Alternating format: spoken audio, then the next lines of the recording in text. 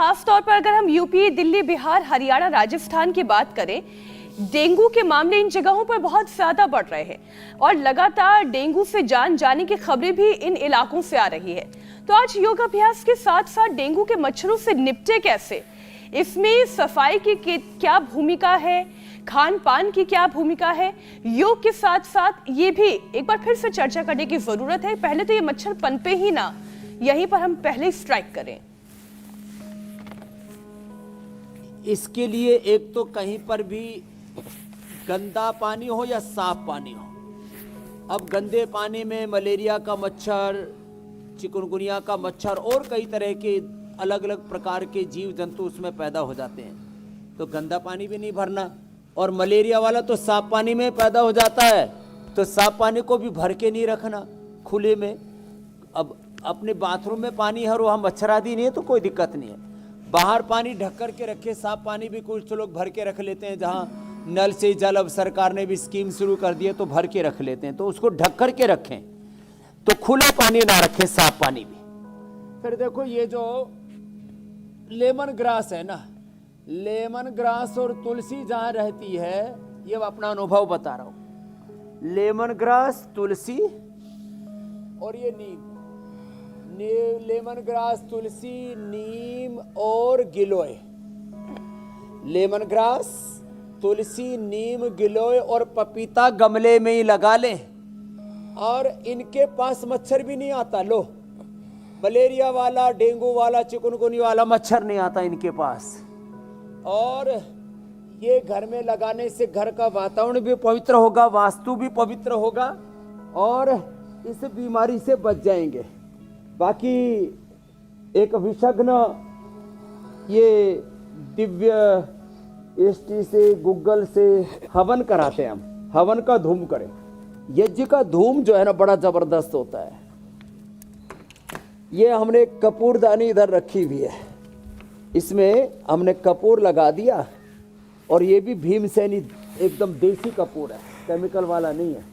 नहीं तो केमिकल वाला ही कपूर, केमिकल वाला ही पूजा सामग्री, लोगों ने भगवान के नाम पर भी जो है पूरा एक झूठ का कारोबार खड़ा कर रखा है।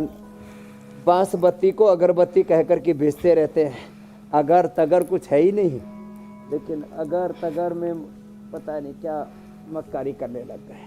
खैर, तो एक तो अपने घरों में पौधे लगाए, दूसरा अपने घरों में हवन करें। हवन सप्ताह में कम से कम एक बार करके पूरे घर में गूगल और गाय का घी डाल करके उसका धूम घुमा दे, तो उससे पूरी जो बैक्टीरिया के अंदर कॉलोनी जमा हो जाती है ना, वो पूरी खत्म हो जाएगी। ये तो हमने रिसर्च करके पता लगा लिया है पूरा, इसकी पूरी साइंटिफिक डेटा हमारे पास में है। जो पूरा हवन ना कर सके तो गाय के घी का दिया जला के रखे। जैसे हम नवरात्र में अखंड दीप जलाते हैं ना, मैं तो 365 दिन ये दीप जला के रखता हूँ जहाँ भी रहता हूँ। इसलिए भगवान की बहुत कृपा है कि हम आपके सामने आज लगभग 1200 दिन से ज़्यादा का समय हो गया,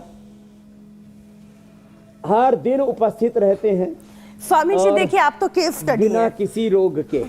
वैज्ञानिक चाहेंगे कि आपकी बॉडी पर, आपकी इम्यूनिटी पर वो एक रिसर्च कर दे।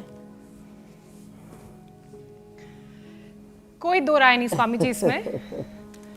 अभी क्योंकि मीनाक्षी ने इम्यूनिटी का जिक्र किया, तो इसी से जुड़ा मैं अगला टॉपिक भी शामिल करना चाह रही हूँ। दरअसल बीमारी से जुड़े हर सवाल का जवाब है अच्छी इम्यूनिटी, और ये बार बार आपने बताया है, क्योंकि कोई भी बीमारी तभी अटैक कर पाती है जब शरीर का ये जो डिफेंस सिस्टम है, इम्यूनिटी जो है वो कमजोर होती है। तो डेंगू से बचने के लिए सबसे पहले इम्यूनिटी स्ट्रांग करवा दीजिए स्वामी जी, वो पूरा पैकेज करवा दीजिए इम्यूनिटी स्ट्रेंथनिंग का। अपनी इम्यूनिटी को स्ट्रांग करने के लिए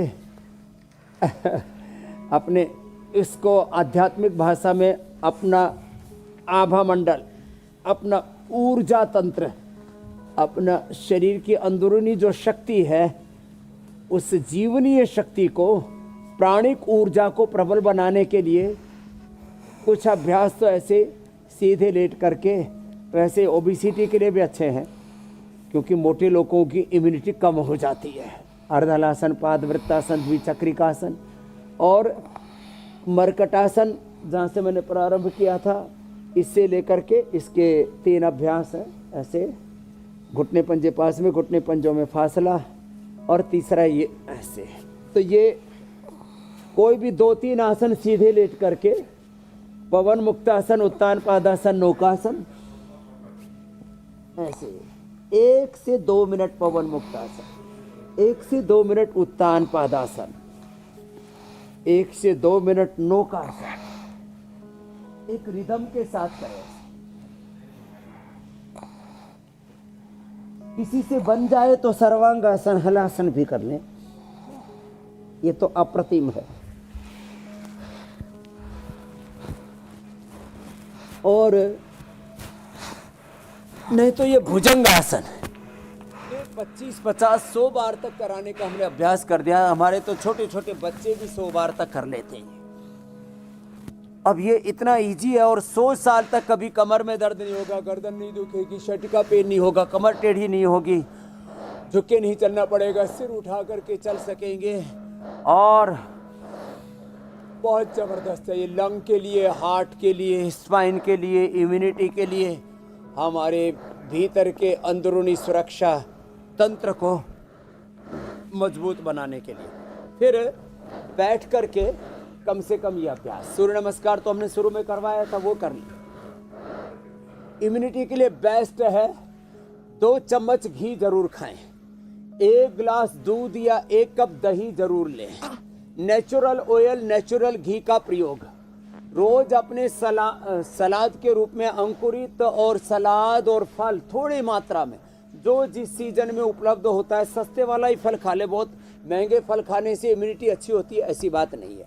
तो अपने भोजन का क्रम बदलें, उसके अंदर पहले सलाद, फ्रूट्स और फिर बाद में पका हुआ भोजन लें। घी, तेल, नेचुरल घी, गाय का, भैंस का, जैसे हमने यहाँ पर रखा हुआ भी है। नेचुरल ऑयल, सरसों का तेल, तिल का तेल, नारियल का तेल, मूंगफली का तेल, नेचुरल ऑयल, ये वर्जिन ऑयल जिसको बोलते हैं आजकल अंग्रेजी में, ये ही सर्वश्रेष्ठ हैं। चीनी, मैदा आदि छोड़ करके हनी का, गुड़ का, शक्कर का प्रयोग करें। इसलिए हमने गुड़ वाला च्यवनप्राश, हनी आदि भी यहाँ पर रखा हुआ है। और ख़ास बात इम्यूनिटी को बढ़ाने के लिए, जिनके लो इम्यूनिटी है, इम्यूनोग्रिट वटी, इम्यूनोग्रिट गोल्ड, गिलोय घनवटी, ये इम्यूनिटी के लिए बेस्ट हैं। सबसे अच्छी बात है सुबह उठ करके एक बार हमारे साथ में प्राणायाम कर ले, कम से कम 2-3 प्राणायाम, कम से कम 2-3 आसन। ज़्यादा न कर पाए तो मंडूक आसन और पवन मुक्तासन तो सभी कर लेते हैं ना। मैं तो कहता हूँ 2 आसन और 2 प्राणायाम ही कर लिया, और 1-2 मिनट का ध्यान ही कर लिया। इसी से ही इम्यूनिटी हमारी इतनी ज़बरदस्त रहती है। कोई जेनेटिक रोग नहीं हो सकता, कोई bacterial, viral, fungal, communicable, non communicable disease कुछ भी नहीं हो सकता। आपने ठीक कहा कि इम्यूनिटी जिसकी अच्छी है उसको कैसे कोई रोग होगा। ये बात तो सही है स्वामी जी। कमजोर पड़ जाती है, इसी से तो लिवर सिरोसिस होता है, उसी के लिए लिवोग्रिट मरीज देते। इंडिया टीवी हर वक्त हर जगह डाउनलोड करने के लिए सर्च करें India TV news Google play store या ऐप स्टोर पर।